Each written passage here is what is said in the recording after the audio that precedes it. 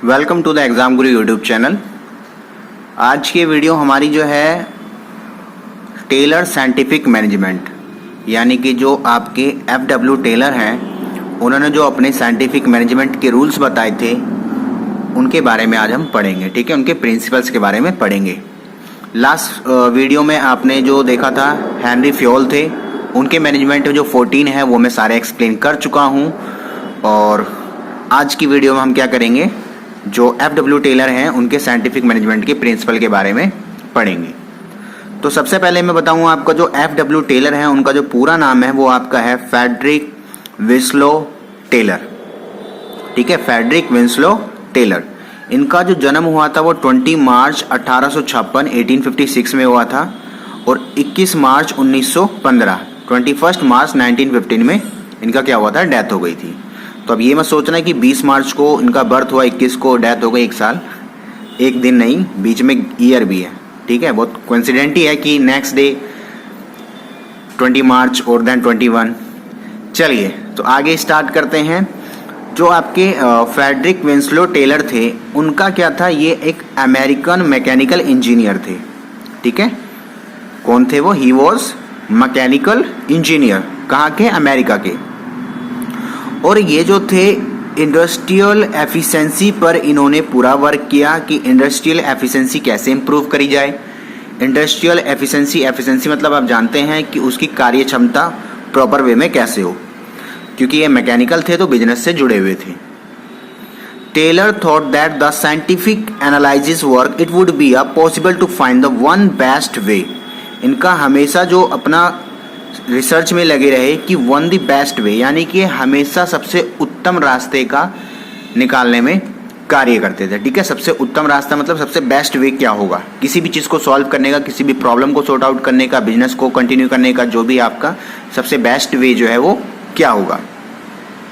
He is known as the scientific management. अगर आपको बोला जाए हु इज द फादर, यानी कि साइंटिफिक मैनेजमेंट की स्थापना किसने करी या फिर साइंटिफिक मैनेजमेंट को बनाने वाले, उसके बारे में एक्सप्लेनेशन देने वाले कौन है, तो वो आपके कौन है? FW Taylor.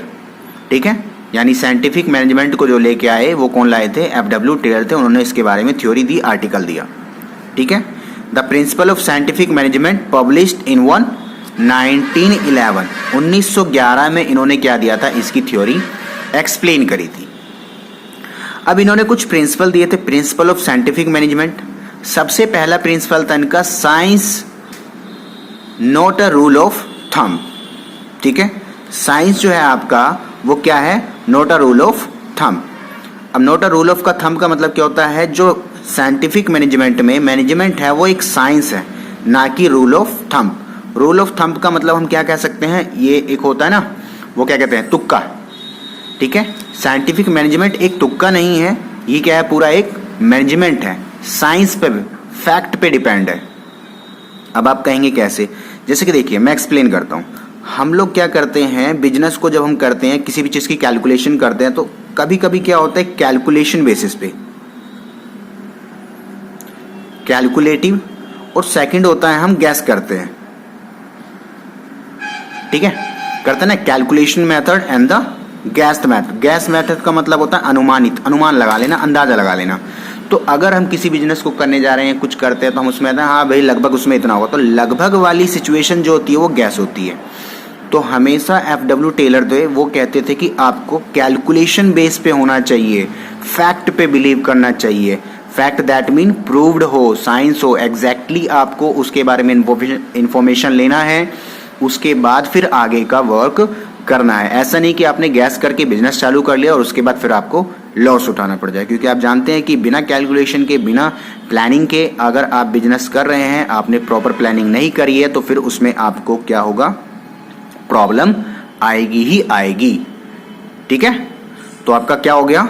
First, science not a rule of thumb, यानी कि एक साइंस होती है, कैलकुलेशन होती है, कोई ये आपका तुक्का नहीं है। अगर बात करें सेकंड की, तो सेकंड था आपका harmony not discord. Second theory दी इन्होंने, हार्मनी नॉट अ डिस्कॉर्ड। इसका मतलब क्या था कि हार्मनी को आप कह सकते हैं कूल, पीस, पीस। और डिस्कॉर्ड्स का मतलब होता है जहां पे हमेशा बहसबाजी होते रहे, लड़ाई झगड़ा होता रहे, फाइट होते रहे, आर्गुमेंट्स होते रहे, ये सब चीजें। तो कहा गया, इन्होंने अपने प्रिंसिपल में दिया कि मैनेजमेंट के अंदर पीस होना चाहिए, फाइट नहीं होनी चाहिए। अब आप कहेंगे पीस और फाइट का एक्सप्लेनेशन कैसे है, तो आइए मैं इसको एक्सप्लेन करता हूं। देखिए, सबसे पहले मैंने बताया क्या इसमें आपका कि पीस एंड फाइट, ये सिचुएशन होनी चाहिए, ये सिचुएशन नहीं होनी चाहिए। अब ये सिचुएशन कहाँ आती है? जैसे कि आपको अगर मैं बता दूं कि अगर हम एक फर्म में ले लेते हैं, कंपनी में ले लेते हैं, तो अब क्या होता है, वहाँ पे बहुत सारे अलग अलग विचार होते हैं, थिंकिंग होती है। किसकी? हायर मैनेजमेंट की और लोअर मैनेजमेंट में। अगर हम कैलकुलेशन कर लें, फॉर एग्जाम्पल आपका ले लेते हैं मैनेजमेंट एंड एम्प्लॉयड, ठीक है। अब इन दोनों की थिंकिंग क्या होती है? अगर हम इनकी थिंकिंग की बात करें, एम्प्लॉय को लगता है कि सबसे अच्छी जो होती है लाइफ मैनेजमेंट की होती है, लग्जरी लाइफ है, अच्छी गाड़ी है, कैबिन मिलता है, एयर कंडीशनर रूम होता है, उनका कैबिन होता है। दैट मीन लाइफ इनकी अच्छी है, इनको तो कोई प्रॉब्लम ही नहीं, बस आए अपना कैबिन में चले गए और उसके बाद इनकी जिंदगी मौज में। तो हमेशा एम्प्लॉयड जो होता है इनके बारे में इस तरीके की थिंकिंग रखते हैं, बट वो ये नहीं सोचते कि इनके पास भी कितना वर्क होता है, कितनी मीटिंग लेनी पड़ती है, कितना वर्क ऑफ लोड होता है, मेंटली कितना प्रेशर होता है, ठीक है। ये तो हो गई एम्प्लॉयड की तरफ से थिंकिंग लाए ना कि ये ज़्यादा बेस्ट है, इनको ज़्यादा फैसिलिटी मिलती है और वर्क कुछ भी नहीं होता। अब मैनेजमेंट क्या सोचता है कि एम्प्लॉयड जो होते हैं वो हमेशा चैपे चैपे करने वाले होते हैं, इनको जब तक हम डांटेंगे फटकारेंगे नहीं, प्रेशर नहीं डालेंगे, ये वर्क नहीं करेंगे, ठीक है। तो मैनेजमेंट ने ये थिंकिंग लगा ली कि एम्प्लॉयड एक ऐसी कैटेगरी है जिनको हमेशा प्रेशराइज किया जाता है, जिनको हमेशा फोर्स किया जाता है, जिनको हमेशा क्या करते हैं, पिन करते रहते हैं, तभी वो वर्क को करते हैं। बट क्या ऐसा रियलिटी है सबके लिए? तो वही कहा गया है कि मैनेजमेंट में ऐसा मत करिए। ये आपको नहीं सोचना है कि मैनेजमेंट एम्प्लॉयड को लेकर ऐसी थिंकिंग रखे, एम्प्लॉयड जो है वो मैनेजमेंट को लेकर के ऐसी थिंकिंग रखे। तो इन दोनों के बीच में थिंकिंग को क्या करना, पॉजिटिव वे में एक्सप्लेन करना और क्या बनाए रखना, पीस बनाए रखना, ठीक है। जब आपकी पीस रहेगी, शांति रहेगी, तो आपका मैनेजमेंट अच्छा रहेगा, तो ऑटोमेटिकली आपकी फर्म का प्रॉफिट होगा, ग्रोथ होगी, और फर्म की ग्रोथ होगी तो ऑटोमेटिकली सबका ग्रोथ होना ही होना है, रिलेटेड जो भी है फर्म एंड कंपनी से। ओके, तो सेकंड क्या हो गया आपका? हार्मोनी नॉट अ डिस्कॉर्ड, ठीक है। चलिए अगर हम बात करें थर्ड की, थर्ड आपका है, ये आपका सेकंड वाले से रिलेटेड है। रिलेटेड कहेंगे उसको, कहेंगे एक्सटेंड है। कॉर्पोरेशन नॉट अ इंडिविजुअलाइजेशन, ठीक है, या इंडिविजुअलम। देखिए, इंडिविजुअलाइजेशन नहीं होना चाहिए, कॉर्पोरेशन होना चाहिए। कॉर्पोरेशन का मतलब होता है, क्या कहते हैं उसको, सहयोग से, है ना। यानी कि क्या होता है, एक दूसरे की हेल्प से। आप जानते हैं हमेशा एक दूसरे की हेल्प से, एक दूसरे से कनेक्ट होकर के ही आप मैनेजमेंट चला के अपनी फर्म की ग्रोथ कर सकते हैं। अगर आप इंडिविजुअली किसी के बारे में सोचते हैं, इंडिविजुअली अगर प्रेशर देते हैं, इंडिविजुअली किसी पे फोर्स करते हैं, इंडिविजुअली किसी की ग्रोथ के बारे में सोचते हैं, तो आपका मैनेजमेंट अच्छा नहीं है और आपकी फर्म, कंपनी प्रॉपर वे में नहीं चल पाएगी। एक समय आएगा जहां पे उसको ब्रेक लेना पड़ेगा। तो क्या बोला मैंने? आपको कॉर्पोरेशन करना है, सहयोग से चलना है, यानी कि with the help of all the member of your company, सभी को लेकर के चलना है, सबका साथ सबका विकास वाला प्रोसेस को यूज करना है, ठीक है। उसके बाद फोर्थ आपका आता है, आखिरी 4 प्रिंसिपल ऑफ साइंटिफिक मैनेजमेंट दिए थे। पहला है फोर्थ क्या है? डेवलपमेंट ऑफ, इसको थोड़ा सा एक्सप्लेन करके लिखता हूं, development of each and every person to his और हर, ठीक है, ग्रेटेस्ट एफिशिएंसी।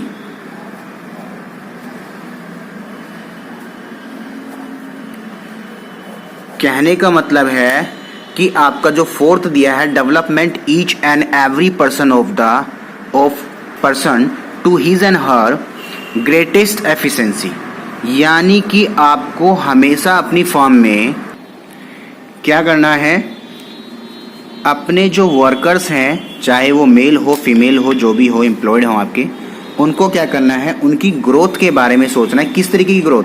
उनको टेक्निकल ग्रोथ। अब आप कहेंगे टेक्निकल का मतलब क्या है? उनकी एफिशिएंसी बढ़ाइए। आप सोचिए अगर हमने किसी को हायर किया और हम उसको वही वर्क करवा रहे हैं, ना उनकी ट्रेनिंग होती है, ना उनका स्किल डेवलपमेंट हो रहा है, इन्फॉर्मेंस हो रहा है, तो फिर वो आगे ग्रोथ कैसे करेंगे? तो वही बताया गया है कि साइंटिफिक मैनेजमेंट में लिया गया था कि अपने जो आपके टीम मेंबर हैं या वर्कर्स हैं, जो भी हैं, उनको क्या करें, आप ट्रेनिंग भी देते रहें, उनके अंदर स्किल इंप्रूव्ड करवाते रहें। ठीक है, रिसर्च एंड डेवलपमेंट होते रहना चाहिए। ठीक है, उनको ट्रेनिंग प्रोवाइड कराइए, स्किल प्रोवाइड कराते रहिए और रिसर्च एंड डेवलपमेंट भी उनका होते रहना चाहिए। ये मैं कह रहा हूं, ये नहीं कि हर मंथ हो, ये आपका एक पर्टिकुलर टाइम होता है, जब आपको लगता है तो एक ट्रेनिंग दीजिए, क्योंकि जब आप उनको ट्रेनिंग देंगे, मोटिवेशन भी रिक्वायरमेंट है, समझ रहे हो ना? क्योंकि अगर एक ही फील्ड पे वर्क करता रहेगा एम्प्लॉयड, तो वो भी क्या होता है, अपना 100% नहीं दे पाएगा। कभी एक ऐसी सिचुएशन आएगी कि वहां से वो ऊब जाएगा, है ना? तो उस सिचुएशन में क्या होता है, उनको ट्रेनिंग देना पड़ता है, उनको भी लगे कि हाँ इम्प्रूवमेंट हो रहा है, साथ ही साथ में उनका जो पोस्ट होती है वो भी धीरे धीरे इंक्रीज होगी। अब ऐसा तो है नहीं कि वही वर्क कर रहा है तो आप उनको ट्रेनिंग ना दें, स्किल ना दें, उनको कोई डेवलपमेंट ना हो, फिर उनकी पोस्ट अप कर दें, ऐसा भी नहीं होता है। तो इसलिए उनको ट्रेनिंग दीजिए, जब भी रिक्वायर्ड हो उनके अंदर स्किल इंप्रूवमेंट कराइए, ताकि उनका टाइम टू टाइम क्या हो, ग्रोथ होती रहे। तो ये 4 जो थे, ये इन्होंने थ्योरी दी थी। किसने? प्रिंसिपल ऑफ साइंटिफिक मैनेजमेंट की टेलर जी ने, FW टेलर ने। पहला क्या था आपका? पहला आपका था science not a rule of thumb, यानी कि आपका साइंस होता है, रूल ऑफ थंब नहीं होता, तुक्का नहीं होता, सब कुछ साइंटिफिक होता है, प्रूव्ड होता है।